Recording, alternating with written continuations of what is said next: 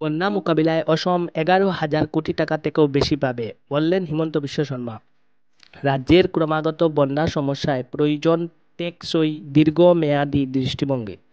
শুক্রবার একথা বললেন মুখ্যমন্ত্রী হিমন্ত বিশ্ব শর্মা। তিনি আজ বললেন, রাজ্যের বাইরের জলে অসমে যে বন্যা হয় তা মোকাবিলায় এককালীন আর্থিক সহায়তা মেটানো যাবে না।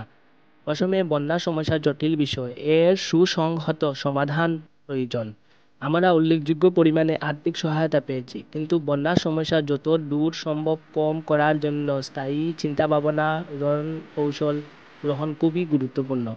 মুখ্যমন্ত্রী হিমন্ত আরও বলেন, গত কয়েক বছরে অসমে বন্যা ত্রাণ ও মোকাবিলায় খাতে মোট 4,800 কোটি টাকা আর্থিক সহায়তা পেয়েছে।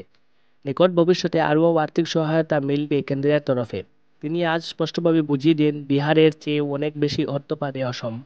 উল্লেখযোগ্য, কেন্দ্রীয় বাজেটে 2024-25 অসম উপেক্ষিত বলে বিরোধীরা অভিযোগ করেছেন। মুখ্যমন্ত্রী হিমন্ত আজ বলেন, 11,000 কোটি টাকা বলে কোনো কথা নয়। গত কয়েক বছরে অসম ইতিমধ্যে বন্যা ত্রাণ ও মোকাবিলা খাতে 4,800 কোটি টাকা আর্থিক সহায়তা পেয়েছে। আগামী 5-6 বছরে এই 11,000 কোটি টাকারও বেশি অর্থ পাবে অসম। আমরা এই কথিত 11,000 কোটি টাকার দিকে নজর দিচ্ছি না। অসমের বাইরের জল যে আমাদের রাজ্যে বন্যা হয় তা মোকাবিলার অর্থ দেবে কেন্দ্র। তিনি বললেন, এই প্রথম অসমে বন্যার কারণে সম্পর্কে উল্লেখ রয়েছে কেন্দ্রীয় বাজেটে।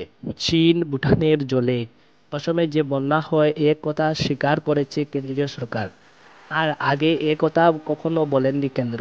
নিজের জলে অসমে বন্যা হয় না, বাইরের জল অসমে বন্যার কথা এবার কেন্দ্রীয় অর্থমন্ত্রী নির্মলা সীতারামন উল্লেখ করেছেন বাজেটের ভাষণে। বন্যার বোঝা অসমকে বহন করতে হয়।